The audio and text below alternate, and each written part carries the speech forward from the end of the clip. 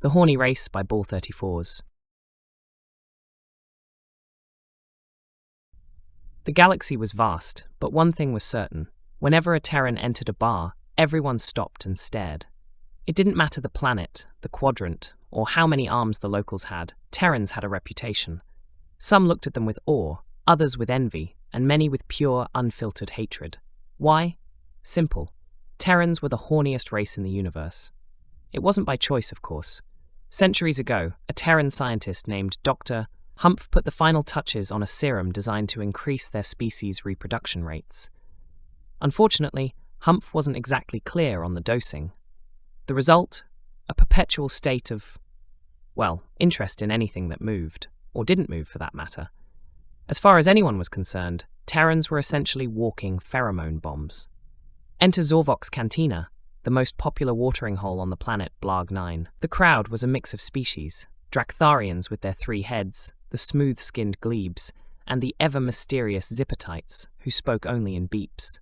Everyone was minding their own business, nursing drinks that bubbled, hissed, or occasionally tried to escape. That was until the door swung open and a Terran strutted in. His name was Steve. He had a cocky grin, messy hair, and the kind of swagger that said, "Yeah, I'm here, deal with it." Immediately, the bar went silent. All eyes turned towards Steve.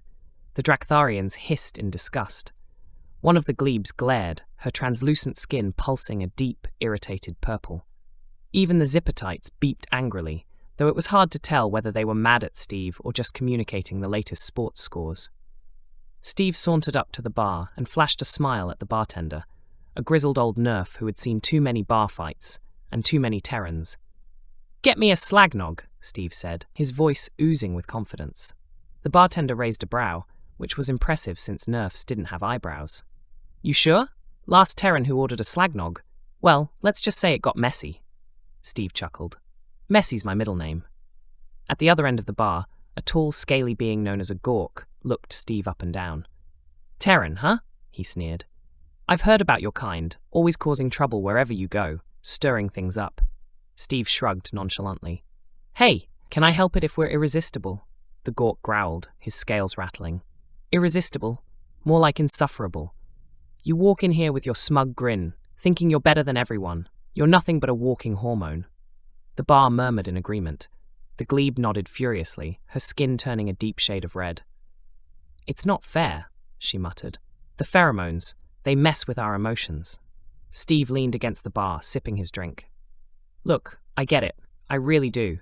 But it's not easy being a Terran, you know. Everywhere I go, people either hate me, want to fight me, or want to..." The Gork slammed his fist on the table. "We know exactly what they want to do, Terran."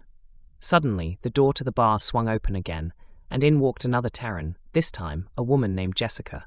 The crowd gasped audibly. "Oh no, not 2 of them," someone whispered. Jessica surveyed the room, her eyes narrowing as she spotted Steve. "You again?" she groaned. "What is it with you and showing up at the worst possible times?"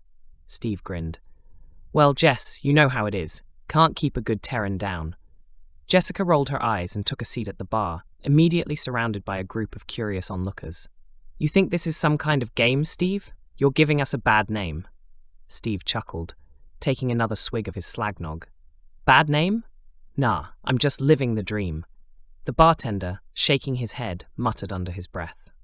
"Every damn time." Before anyone could respond, a strange sound filled the air. A high-pitched whine, like the universe itself was annoyed.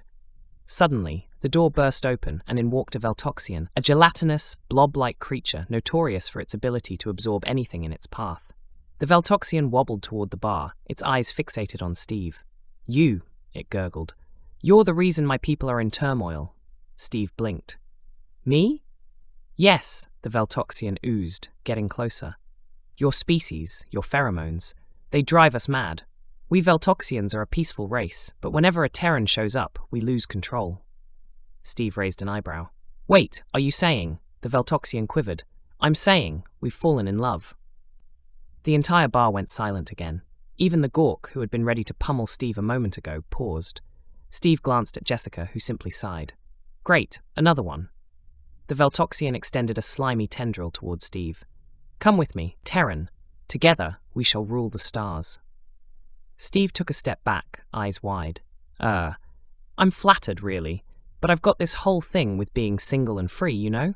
The Veltoxian quivered in disappointment, but before it could respond, the door to the bar creaked open again.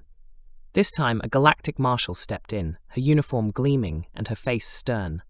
"All right," she said, hands on her hips. "Which one of you Terrans is causing trouble this time?" Steve and Jessica both pointed at each other. The marshal sighed. "Figures." As she marched them both out of the bar, the patrons slowly returned to their drinks, grateful for the peace and quiet. "Well," the bartender muttered to no one in particular, "at least they didn't break anything this time." Back on the street, Steve grinned at Jessica. "So, what do you think? Drinks tomorrow?" Jessica groaned. "I hate you, Steve." But deep down, they both knew, no matter how much trouble they caused, the galaxy just couldn't get enough of the horniest race. Meanwhile, deep in the galactic core, the Intergalactic Council convened inside their grand hall, a cavernous chamber carved from the living crystals of the planet Zynak. This was where the most critical decisions in the galaxy were made, from trade disputes to interstellar wars. Today's agenda, however, was a little more unusual. At the head of the table sat Chancellor Thrum, a tentacled being from the planet Ultranix, known for its strict sense of order and a body that resembled a glowing purple jellyfish in a fancy suit. His tentacles twitched nervously as he reviewed the latest reports. "Fellow councillors," Thrum began, in a voice that sounded like bubbles popping, "we are faced with an unprecedented crisis. The Terrans, they're wreaking havoc across the galaxy." A chorus of anxious murmurs filled the hall. "I've received complaints from nearly every sector," Thrum continued, his tentacles shivering with agitation. "They're pheromones. It's out of control. Entire planets are being plunged into chaos."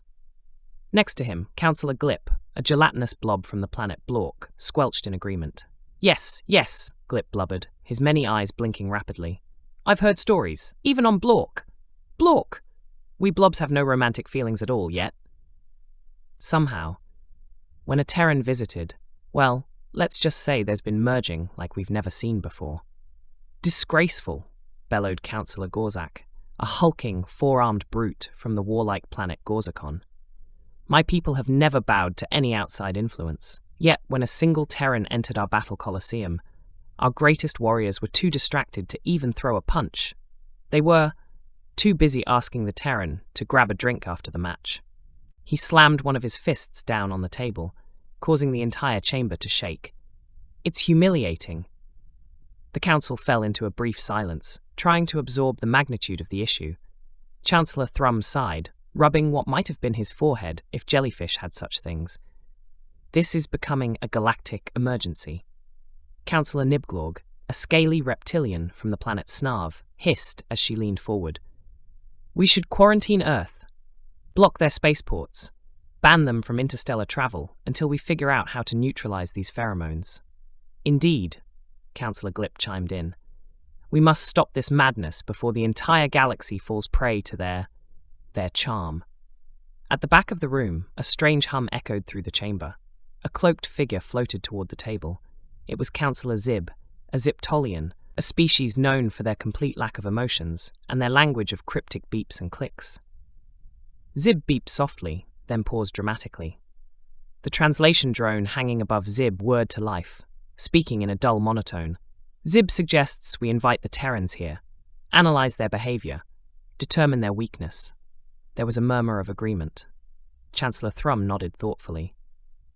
"Perhaps you're right, Councillor Zib. We need to study the Terrans in person. We will summon representatives to the Council immediately. But we must be careful. We cannot let ourselves fall prey to their charms." The Council agreed, but each of them felt a tiny flicker of doubt. After all, the stories of Terran encounters were legendary. Could they, the galaxy's most powerful and disciplined beings, really resist? 1 week later, the Grand Chamber of the Intergalactic Council was abuzz with anticipation. Word had spread throughout the galaxy. The Terrans were coming. Councillors sat stiffly at their designated seats, determined to keep their composure. The doors opened, and in walked Steve and Jessica, Earth's self-proclaimed ambassadors, mostly because no one better could be found. Steve, as usual, wore his trademark smirk, while Jessica strolled in with an air of practiced indifference. As soon as they entered, the atmosphere in the room shifted. It was subtle at first, just a slight rustling of robes, a few awkward coughs, a nervous glance here and there. But then it hit. The pheromones. Invisible waves of Terran allure spread through the air like a warm breeze, causing more than one counselor to squirm in their seat. Steve, ever the charmer, flashed a grin at the council. "So, you guys called us here for what? Another medal? I really don't have room for more on my ship's dashboard." Jessica rolled her eyes. "Or is this about that whole Veltoxian incident? For the record, we didn't ask them to fall in love with us. That's just biology." Chancellor Thrum tried to maintain his composure, though his tentacles twitched wildly.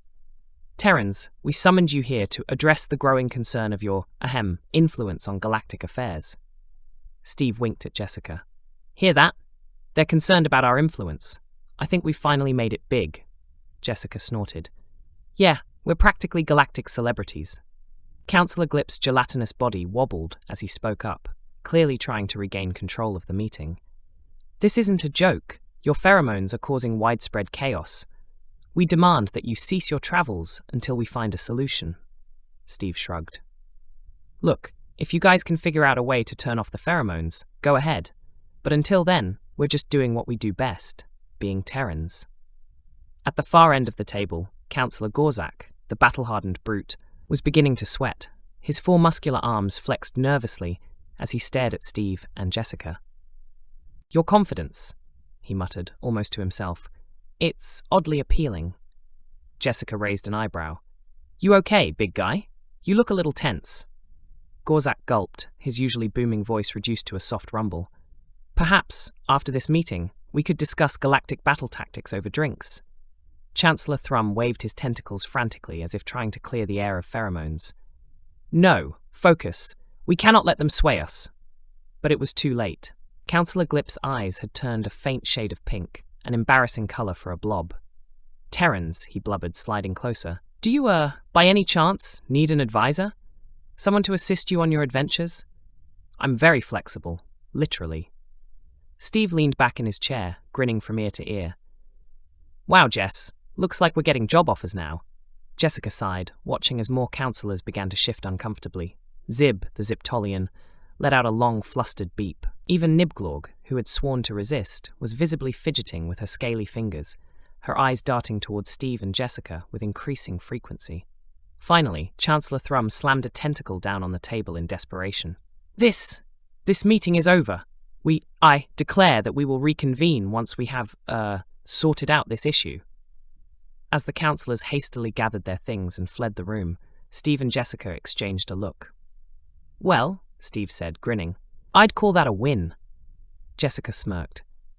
"Yeah, but next time, maybe we should charge for appearances. These guys are easy money." And with that, the two Terrans strutted out of the council chamber, leaving behind a trail of confused, blushing, and strangely infatuated councillors in their wake. The end. Like and subscribe for more content.